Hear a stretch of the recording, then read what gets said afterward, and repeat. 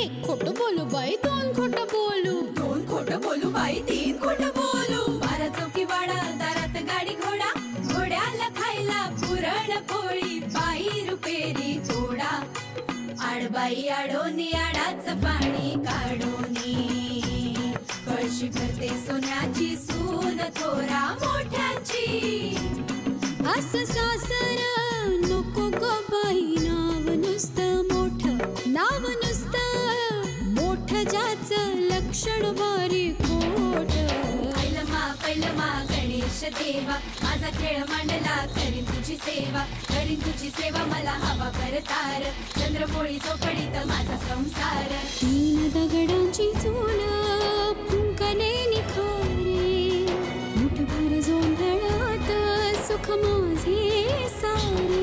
नांदा सौख्य भरे, नांदा सौख्य भरे, नांदा सौख्य भरे, नांदा सौख्य भरे. हो, परत नाही असं बोलणार. जाते मी. परत तेच? काय सांगितलं तुला? जाते नाही येते असं म्हणायचं. मी ते मुद्दामच म्हटलं. हा? हो. मी मॉमला पण असाच त्रास द्यायचे. आता मॉम नाही ना इथे, म्हणून मी तुम्हाला त्रास देणार. एक नंबरची. म्हणजे मॉम पण असाच डायलॉग मारते. आईची खूप आठवण येते का ग तुला? तू आई म्हण ना मला. आईसारखीच आहे मी तुझ्या. हो काकू. काकू फार परक वाटतं ग. आईच म्हण. आई, बाबा, मी येतो. मी यु नो व्हॉट, आज माझं प्रमोशन झालंय. मी काकूंना आई म्हणू शकते. दॅट मीन्स तुझी दादागिरी बंद. पण मी दादागिरी कधी केलीच नाही. इंद्रनील, स्वानंदीशी बोलणं झालं नाही का अजून? चल मी येतो. इंद्रनील, काय झालं? बिझी आहे का ती? मी तिला फोन केला होता. संपदाने फोन उचलला. तिने सांगितलं की स्वानंदी फोन घरी ठेवून क्लासला निघून गेली.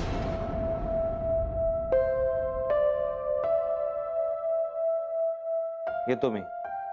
नील, तू मला टॅक्सी स्टँडला सोडशील का? Okay sir. या. पण अंकल, आई, तुम्हाला ते पैसे मिळाले मी दिलेले? पैसे? कसले पैसे? सकाळी दिले होते ना मी तुला, त्याबद्दल विचारते. हो, आज सकाळीच दिले. काकू. आई. येते मी. करेक्ट. चल बाय. उशीर होतो. चल. ताईसाहेब, भाजीला तर तुम्ही रोज मला पैसे देता, आणि मग सानिया मॅडमने काय विचारलं त्या पैशांबद्दल? बाळू, डोकं कमी चालव आणि हात जरा जास्त चालव. काम सगळे वेळच्या वेळी व्हायला हवेत. मला फार ढिला होत चाललायस तू. जा. हो. काय मानलं की नाही मला? सतत फोनला चिकटलेले आपले लैला मजनू कालपासून बोललेले नाहीत एकमेकांशी. मी एखादी गोष्ट मनावर घेतली ना की घेतलीच, मग हार नाही मानत मी. ते बरोबर आहे ललिता, पण आपल्याला फक्त एक बाजू सांभाळून नाही चालणार. चारही बाजू सांभाळायला लागतील, नंतर आपला टिकाव नाही लागणार. होईल हो, सगळं नीट होईल. ग कसं सगळं होईल? कर्जाचा डोंगर वाढत चाललाय. नुसतं इंद्रनील आणि स्वानंदीमध्ये गैरसमज निर्माण करून काही होणार नाहीये. त्या बिल्डरच्या माणसाचा सकाळपासून 4 वेळा फोन येऊन गेलाय. काय म्हणाला तो? काय म्हणणार? उरलेली रक्कम मागतोय, दुसरं काय? जागा लवकरात लवकर रजिस्टर करा असं म्हणतोय. काय करावं काही सुचत नाहीये. आहे ना आपल्याकडे हुकमाचा एक्का, वसंत देशपांडे. बिल्डरला त्यांचं दर्शन घडवूया, बदलेल बघा देवदर्शन झाल्यासारखा. क्षीरसागर नाही बदलले, आपला पहिला डाव यशस्वी झाला ना की मग दुसरा डाव खेळायचा. अहो आत्ता कुठे इंद्रनील आणि स्वानंदीमध्ये अबोला सुरू झालाय. त्यांच्यामध्ये कायमचा दुरावा येण्यासाठी हा अबोला असाच वाढत गेला पाहिजे. सतत गैरसमज व्हायला पाहिजे. तरच सगळ्या गोष्टी आपल्या मनासारख्या होतील. येऊ का? अगं बाई, कामात दिसताय दोघही जण. त्याची वर्षी तुम्ही आत्ता? अगं बाई, तुला माझी आठवण येत नाही. म्हटलं आपणच जाऊन भेटावं तुला. मावशी हो, तुमची तर रात्रंदिवस आठवण येते मला. रात्री स्वप्न सुद्धा तुमचीच पडतात मला. बघा भाऊजी, म्हणून तर तुम्ही सांगितलं म्हणून त्या पडक्या घरातली मुलगी सून म्हणून करायला तयार झाले ना मी.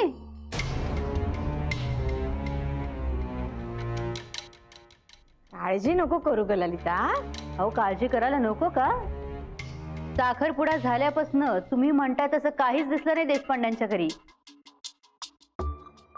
फटकूर नेसून आणि गुंजभर सोनं घालून मुलगी जर या घरात आली ना तर लोक हिणवतील मला.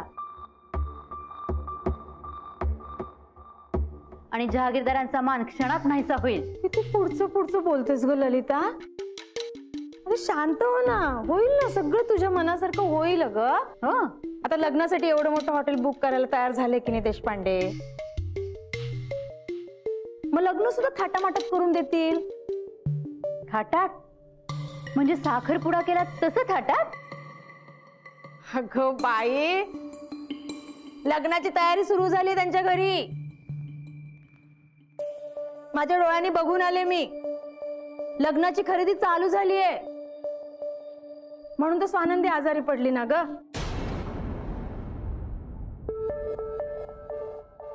ऊन केवढं असतं हल्ली. ताप आलाय तिला.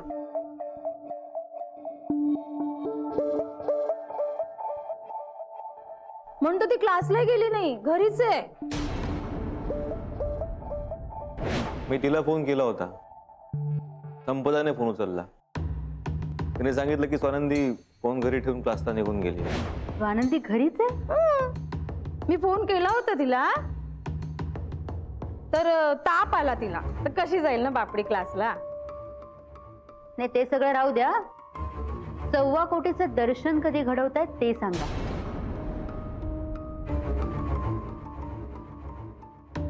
ह्या बाबतीत गैरसमज नकोत. नाही येत ना? अगं धीर धर ग ललिता. जरासा धीर धर ना. हे बघ, मी ना संधी बघून बोलणं करते त्यांच्याशी. कसं असतं ना, ह्या बाबतीत ती लोक जरा सावध असतात. म्हणजे या कानाचं त्या कानाला कळू देत नाही ना. मी बोलते आणि कळवते तुला. पण बोला आणि लवकर कळवा. हो, आता निघू का मी? मला जरा बरीच काम आहे. महत्वाची कामं सुद्धा लक्षात ठेवा. 1.25 कोटीचा जपच करत बसले ही ललिता. बोलून फसले असं झालंय मला.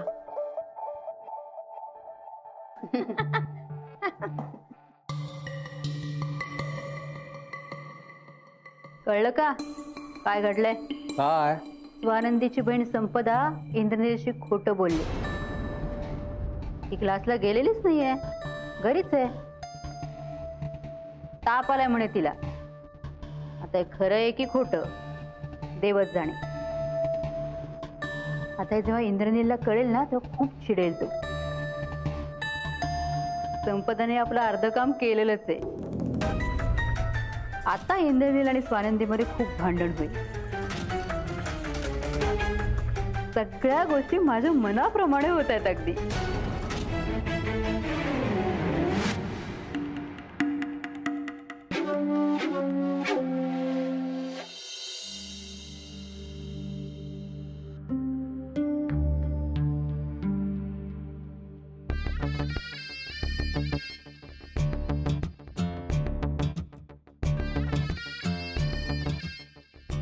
सगळे डाव उलटले माझे. ललिता काही केलं कह्यात येत नाहीये. कुठून मला दुर्बुद्धी सुचली आणि तिला 1.25 कोटीचं आश्वासन देऊन बसले कोणास ठाऊक बाई. वच्ची आत्या, तू काय पाठ करतेस ग? मी काय पाठ करणार रे, नशिबानच पाठ फिरवलीये. ते झालंय सपाट आणि मी झाले भुई सपाट. म्हणजे फार चौकशा करू नकोस रे, अभ्यास कर. नाही तर तुला करे ना भुई सपाट मी नंद्या.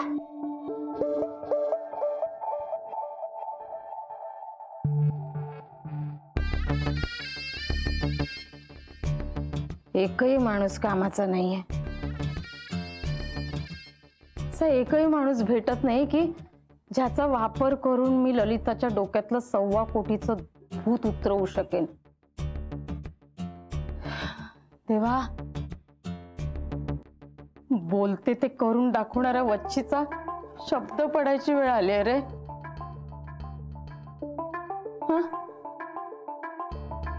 वच्छी, वच्छी कर काहीतरी, काहीतरी कर.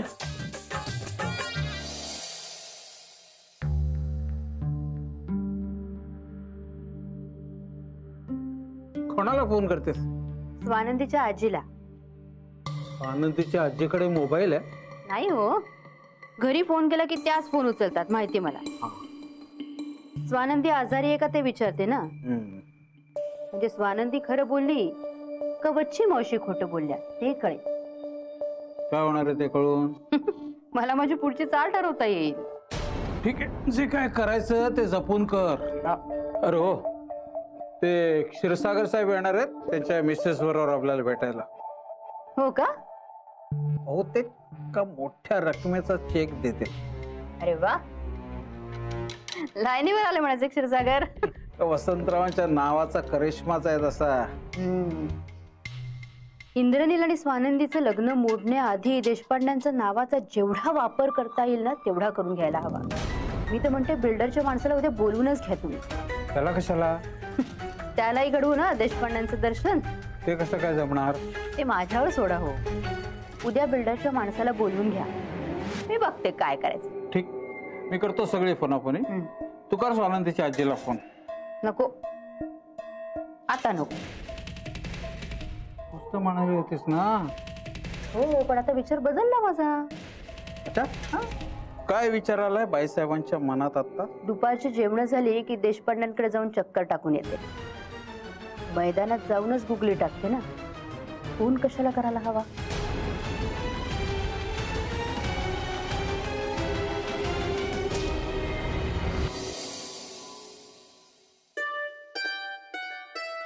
ही कामं बारीक दिसतात ना, पण हीच राहून जातात. मोठी कामं काय ग आपण पटापटा हाता वेगळी करतो, पण ही बारीक कामं ना साचतच राहतात. मेली आजी द्या ना, मी ठेवते ना. अगं नको ग, ठेवायचे, सांगा नको मला. नको, तू बैस जरा, मी करते ना. हा, असं बोलून पाहुणी करा मला.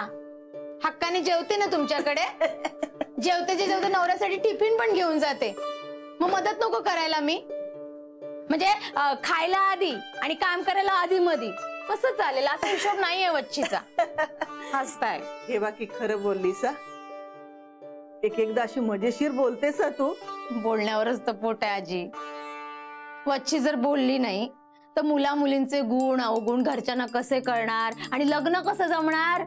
पुण्याचं काम, जन्माचे जोडीदार शोधून त्यांच्या लग्नाच्या गाठी बांधणं, हे अगदी पुण्याचं काम करतेस बाई. तेच तारणार आहे आजी मला. पाप काय, थोडा वेळ चमकत,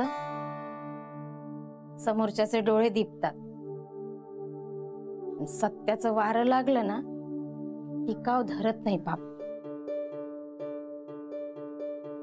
लगेच विझून जात. अगदी बरोबर. माणसानं माणसाला मदत करण्यासारखं दुसरं पुण्य नाही.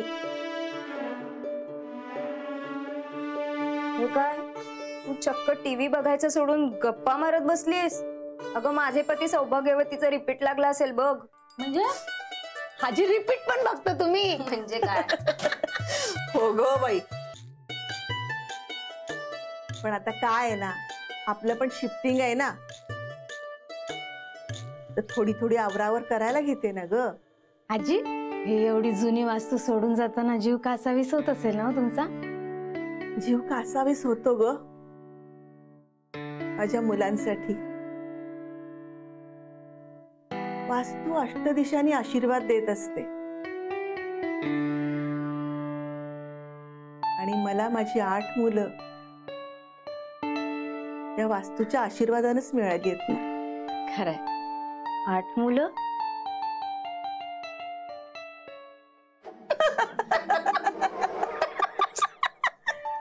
काय लागला की नाही हिशोब? हो लागला. आजी, तुला किती वर्ष झाली ना या घरात? वाईट वाटत असेल ना? थोडं वाईट तर वाटणारच ना ग. अगं, अंगावर साधे चामखीळ आलं ना तर त्याची सुद्धा सवय होते माणसाला.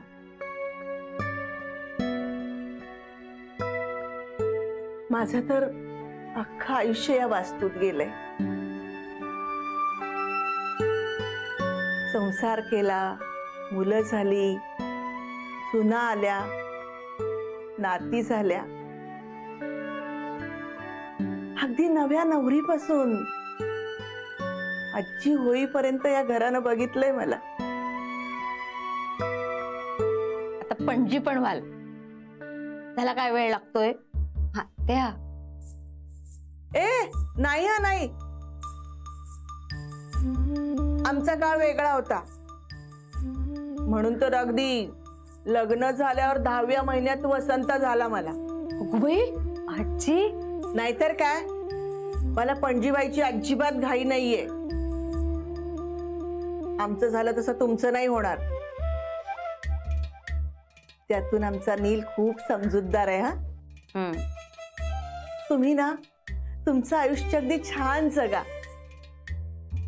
भरपूर प्रवास करा, सगळं जग बघा. अगं, मुलं काय कधी होतील, आणि मग नुसत्या त्यांच्या खस्ता, शाळा, अभ्यास, खाणीपिणी, दुखणी खुपणी, आणि मग मुलाला मुलगी बघणं, मुलीला मुलगा बघणं. बघा, हिला बरोबर तेच आठवलं. आजी, तेच तर महत्वाचं आहे ना. चक्र सुरू राहायला पाहिजे की नाही? हो तर. आता तू नाहीस का आमच्या नील आणि स्वानंदीला? आजी, आज आमच्याबद्दल नको ना बोलूया. तू तुझ्या मनातलं सांग ना ग. हा आजी. अगं, मी काय सांगणार माझ्या मनातलं? स्वामींनी मला अगदी भरभरून दिलंय. माझी 2 मुलं आहेत ना, हिरे आहेत ग, हिरे. तुझ्या आजोबांच्या पाठीमाग माझ्या वसंतानी नुसतं घरच नाही सांभाळलं ग, घराचे संस्कार पण सांभाळले. आणि त्याला माझ्या हेमंतानी सुद्धा साथ दिली बरं का. घरात चांगल्या सुना आल्या, संसारात भांड्याला भांड लागलं ग, पण किचनच्या बाहेर कधी आवाज नाही गेला.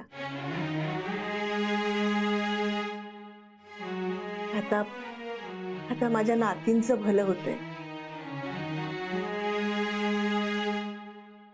बस त्यांचा संसार सुखाचा हो, एवढीच स्वामींच्या चरणी प्रार्थना.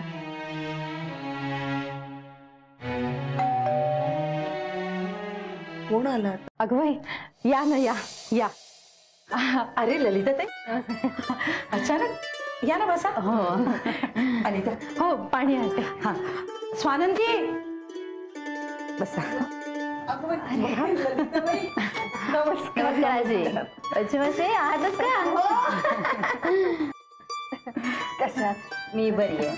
अहो, स्वानंदीची तब्येत बरी नाहीये ना. वच्ची वच्ची म्हणाले मला ना राहवलंच नाही. हो म्हटलं जाऊन बघून यावं सुनबाईची तब्येत कशी आहे. नाही, आता बरी आहे तब्येत. काही बरी नाही. हा, रात्री ताप चढला होता. हो, पण सांगेल तर शपथ ना. अहो, गुणी आहे स्वानंदी. पण सॉरी, हा माझ्यामुळे फार दगदग झाली ग काल तुला. नाही अहो एवढी नाजूक नाहीये ती, आणि घरातल्या कामांची सवय आहे तिला. हो. आणि असल्या घरातल्या कामांनी जर का मुलीला ताप यायला लागला ना तर बघायलाच नको. ललिता ताई घ्या ना, मटारच्या करंज्या केल्या. मटाराच्या करंज्या? हो. नाही म्हणजे सीझनच्या सुरुवातीला कोवळा असतो हा मटार. हो. मग तेव्हा करंजा, खीर हे सगळे पदार्थ करते मी. नाही म्हणजे आवडतं मला हे सगळं, पण काय असं चमचमीत पदार्थ खाल्ले की वजन वाढतं ना, त्यामुळे जरा कंट्रोल करायला लागतं आजकाल. हो एखादी खा चवीसाठी. आजी नको हो, एखादी खाल्ली ना चवीला की मग चटक लागते त्याची, आणि मग नको त्यापेक्षा. नाही पण तुम्ही मला रेसिपी सांगा. आमची सानी आहे ना, तिला फार आवडतात असे चमचमीत पदार्थ. सानिया म्हणजे अमेरिकेहून आली ना नीलची मैत्रीण ती. हो हो आलंय माझ्या कानावर. खूप छान आणि भोळी मुलगी आहे, अगदी लाघवी स्वभाव आहे असं सांगत होती स्वानंदी. आज स्वानंदी सानियाचं तोंड भरून कौतुक करते. एक दिवस असा येईल की तिचं तोंडही पाहणार नाही ती.